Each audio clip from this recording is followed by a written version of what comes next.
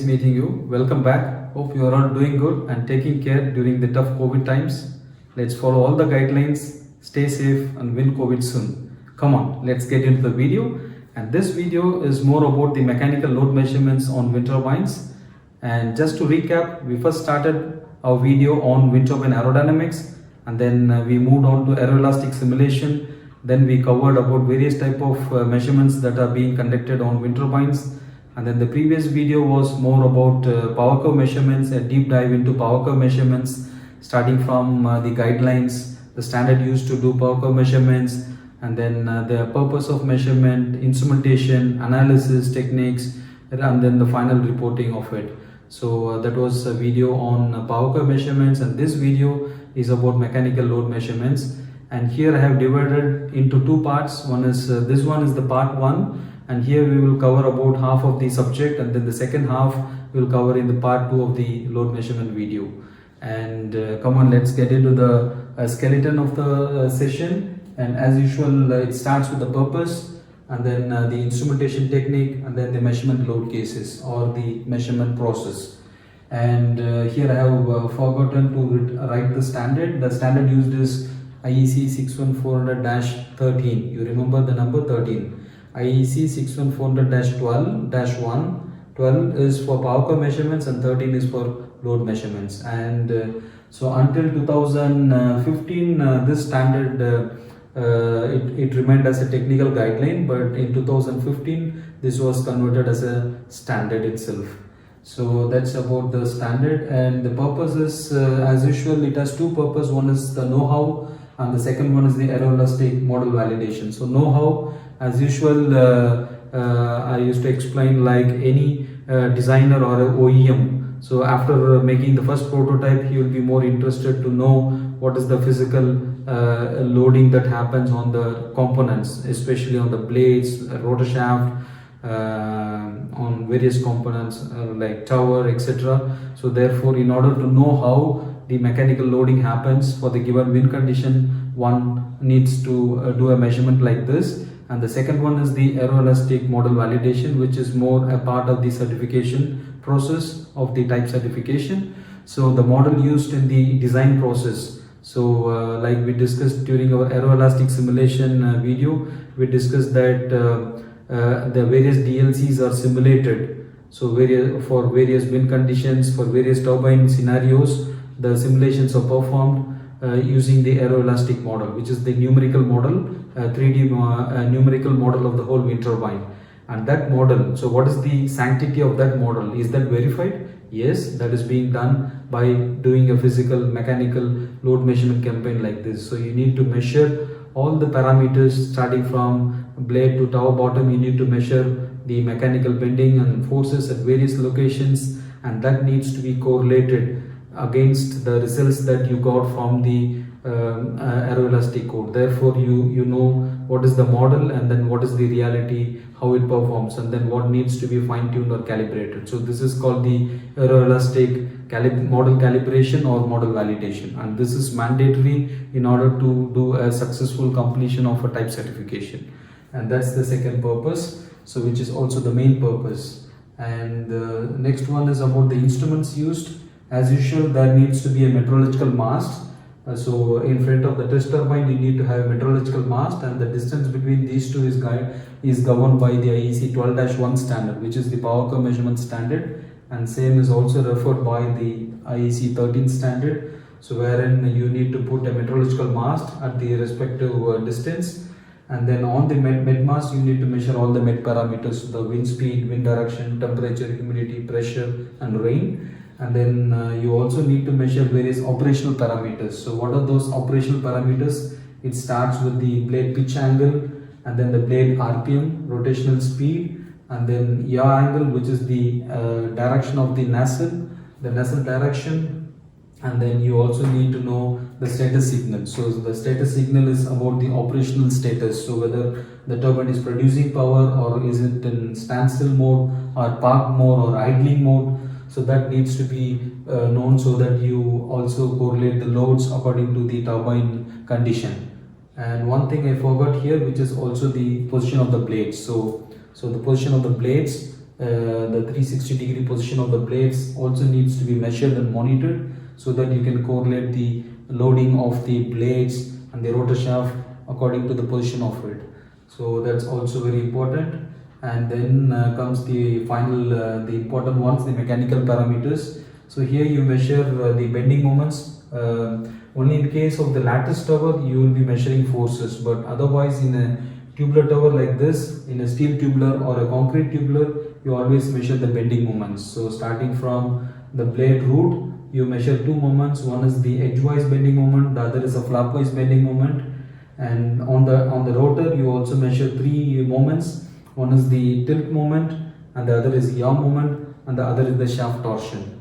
So you have MRX, MRY, and MRZ. So MRZ is the torsional moment, and XX bending, and then YY bending. So that's in the rotor shaft. And then on the blade, as I said, you have two things. One is the edgewise bending moment. So this is the edgewise movement of the blade. So always when the blade rotates like this, so there is a bending moment occurring here in the edgewise direction. And then due to the wind loads, there is also a flapwise movement here. So you measure the XX and YY here in the blade root. And normally the mandatory guideline from the standard is to measure on one blade, but the recommended practice is also to measure the edge and flap moments on the other two blades. So therefore you can always find out the imbalance between the loads between all the three blades. So that is also very vital to know. And so that's about the rotor loads, and then of the blade root loads. And then coming to the tower top, so you again measure the XX bending, and then YY bending, and then the tower torsion. So and whenever there is a yawing happening, then there is a huge torsion also occurs at the tower top. So therefore you measure the tilt, yaw moments, and then also the torsion at the tower top. So and the bending moments at the top is not very significant, because comparatively it is far away from the fixed strata. So therefore it's more like a free hanging position here. So therefore bending moments are not more, deflections are more, but moments are not high. But when you look at the bending of the tower here, so here you have huge bending moments. So but still you also measure the moments here, bending moments, but the significant load here is the more about the tower top torsion. And here it is very significant, and these two loads will be very huge, because the whole turbine acts as a cantilever. When it is compared with the ground, the whole thing is a cantilever beam, and there is a huge moment happening here. So that's the tower bottom bending in XX direction, which is in the tower direction, or the nacelle direction, which is the XX, or the longitudinal bending moments, and the other one is the lateral bending. So that's the two parameters being measured here. And in order to measure all the mechanical parameters, so there is no any standard device. Like for measuring wind speed, you have a standard device, you have an anemometer which you can just plug and play, and then you measure the wind speed. But it doesn't go like that in case of the mechanical parameters. So you need to do a process called strain gauging, and this we all learnt in our school days and college days, which is basically a Wheatstone bridge. So here you have a resistance, which is a varying resistance, which is the strain gauge, and this is more like a small film, and which is more similar to a postal stamp, and also it's quite similar in the same size. And so what we need to do is on the surface where on the component where you exactly wanted to measure the loads, whether it is on the blade or on the shaft, on the tower. So what you need to do is you have to identify the position, you have to mark the position exactly where you want to measure, and then you have to grind the surface, and then you have to degrease it, and then finally you have to, with the help of special glues, you have to paste this on the right direction also, so that it measures the right bending. So because there is also an axis for the strain gauge, you can see there is a lot of grids here. So there is an axis for this, and you have to position the gauge in that particular axis so that it measures the right bending. So that it's very precise activity that we do in the field. So what happens, this gauge is pasted. So let's take one example here. So for all the mechanical parameters, whether it is blade or rotor shaft or tower top or bottom, it's only the strain gauge which helps to measure the bending moments. And whenever we say mechanical load, it is all referring to bending moments mostly. And as I told, only in case of a lattice tower we measure the forces, the push-pull forces. But otherwise, and again push-pull force is also can also be measured by strain gauge. And here it is more about the bending moments. And this is the gauge which sits here. So this is the position where, let's say this is 1 meter from the ground in the tower. That's where I need to measure the bending moment. So that is my given scenario. So therefore I mark that position and then place the gauge here, one exactly in the nacelle direction, in the tilt direction, and just opposite to it, 180 opposite to it, I have the other gauge here. So assume, actually here I have put only 1/4 in this circuit, but if you have two gauges to measure one parameter, then it is like you also have one strain gauge opposite to it. So therefore, in a Wheatstone bridge you have 4 arms, 4 resistance, and in this case, in case of half strain gauge bridge, then you have one here and one here. So there are 2 quarter bridges, so which acts as the strain gauge here, and here you have the standard resistance. And what happens? So whenever there is a bending in the tower, and this gauge gets triggered, and this simulates a varying voltage here. So you give a standard source to the circuit, and then this standard voltage gets varied based on the deflections that these 2 gauges faces when the tower is getting oscillating. So similar way you also mount gauges to measure the edgewise bending moment. So to measure the edgewise, you paste one gauge here, and just opposite to it in the root of the blade, 180 opposite, you paste the other gauge. And similarly you do the same one for the clockwise, one here, the opposite is here. So let's say this is the leading edge, which is 0 degrees, then you have 90, 180, and the back one is the 270. So the 0, 1 and the 180, you make a bridge. So let's say this is the 0 degree bridge and this is the 180 degree bridge. So these two will be measuring for the edgewise, and then you make another bridge where 90 and 270 are connected, and then that will be measuring the clockwise bending moment. And similarly you have to do the measurements for strain gauging for rotor shaft and also for the tower bottom. So that's a simple explanation for how the strain gauging is done. And so as we know, the mechanical bending is measured in terms of a varying voltage here. So but what is the unit for bending moment? It is kilonewton meter. So therefore we need to convert the varying voltage into the corresponding kilonewton meter, and that's where an exercise called calibration is done, which is the strain gauge calibration. And that's there are 2 techniques. One is to do a physical gravity calibration with the help of the mass of the blades and tower and shaft. You can do a gravity based calibration, and the other one is a theoretical calibration with the help of the sectional modulus and then the mechanical property of the material. You can also, with the help of the inertial forces, so you can also calculate the strain gauge calibration. You can also find out the gain and offset for the calibrations of the strain gauge. And just an example here how a gravity calibration is done for the blade. So assume this is the blade here, and so this blade, it's the fixed position here, and there is a center of gravity acting here. So what happens? There is a tendency of the blade going down due to the gravity, and that's the force acting here. And this is the CG point. You have the force acting here, and this is the distance. So force times distance, there is a moment.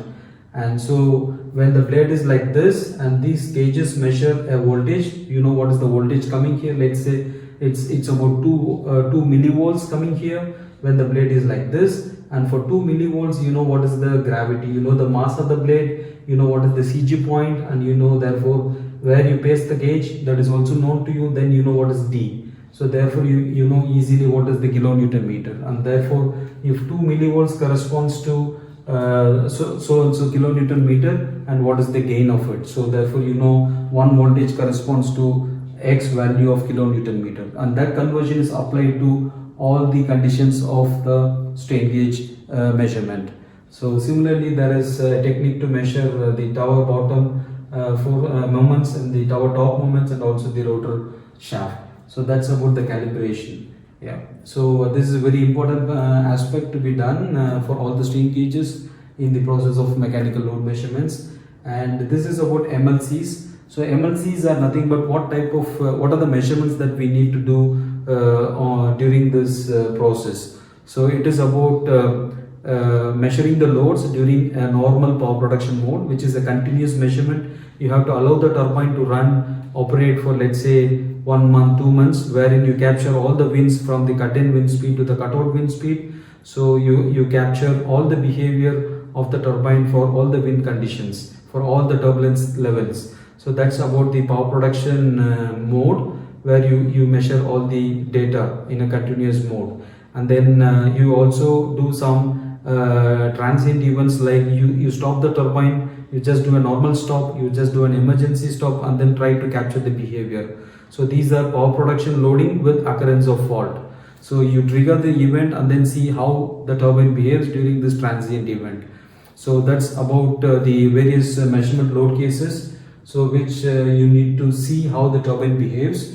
And these measurement load cases are compared with the design load cases. So we know during the process of simulation, we simulated a lot of DLCs for power production loading with occurrence of fault, normal stop, emergency stop, grid shutdown, overspeed. So various scenarios we simulated during the design process, and all those cannot be verified with the measurement, because you cannot create all such simulations in the field. So you have always restriction, and even the wind is not in your control. So whatever wind comes in, you have to capture those data.